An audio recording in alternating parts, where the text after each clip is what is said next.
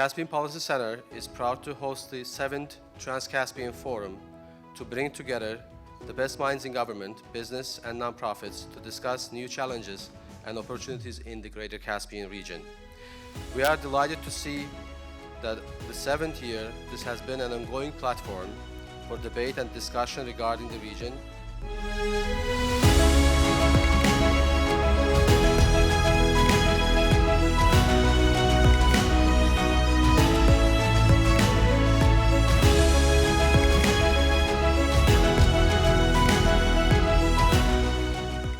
For over 30 years, the United States has been a consistent advocate for the independence, sovereignty, and territorial integrity of the states that emerged from the breakup of the former Soviet Union, including in Central Asia.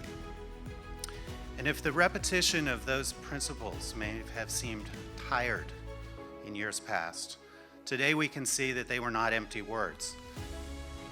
Also clear are the tremendous opportunities in the Central Asian energy sector for private sector partners, especially where investment climates show transparent and business-friendly governance. Central Asia not only has some of the world's largest fossil fuel deposits, but also remarkable potential in renewable and clean energy.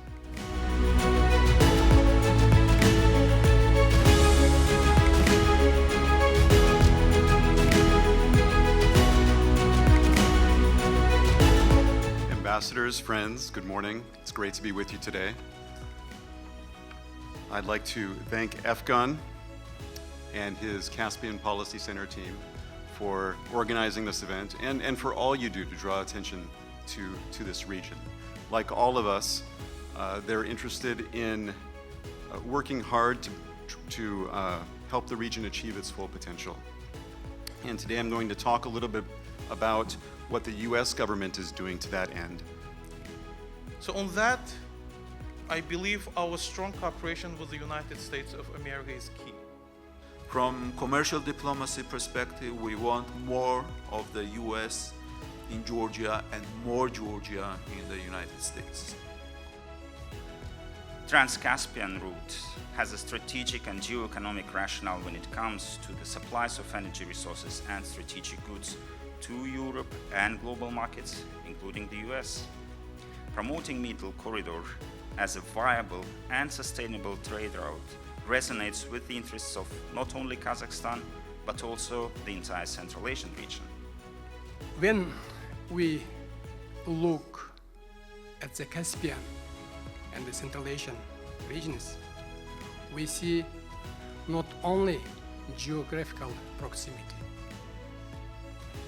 Most importantly, we can see the common historical, cultural, linguistic values that united our ordinary people, our nation, for many centuries.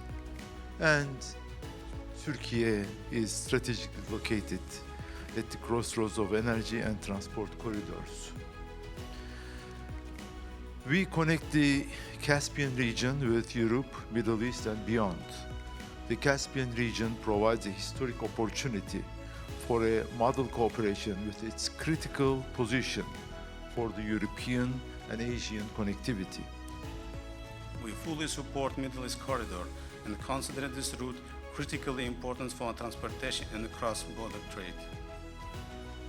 The United States economic engagement with the region could be best exercised through more active private sector engagement that is a catalyst for the sustainable and comprehensive economic transformation.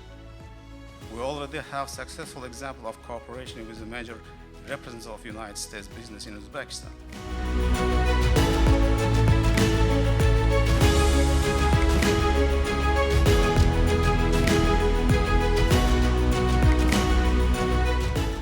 And as a new Central Asia emerges, the United States finds that it has new opportunities for engagement and partnership in the region. Because the Trans-Caspian has the potential to bring Asia, Europe, and the Middle East together. I'd also argue that the Middle Corridor will emerge as a potential corridor for the reconstruction of Ukraine. Ukraine, after the war ends, will need tremendous supplies of steel, of construction materials, of glass, of everything. And one of the major sources for a lot of these raw materials will be Central Asia. February 20, 2022, Ukraine was invaded by Russia. And 2 or 3 months later, the port of Baku was filled with containers. Every single square meter, we were filled up with containers. At one point, we were handling about 5,000 containers. That was our peak. We could not handle anymore. Major investments are needed, but you're seeing now, and my latest estimate, I guess, is that especially in Azerbaijan, Uzbekistan, Kazakhstan, larger projects are being developed, potential of about 15 gigawatts between now and 35. We have to get to a net zero world. We have to make this transition. But societies have made it clear that we need to do so in a predictable and orderly way that doesn't sacrifice affordability and security of that energy supply. Georgia, we have some flagship project, but we think that the Black Sea submarine cable project represents one of the most important projects we have, not only for Georgia, I mean, this for whole South Caucasus countries.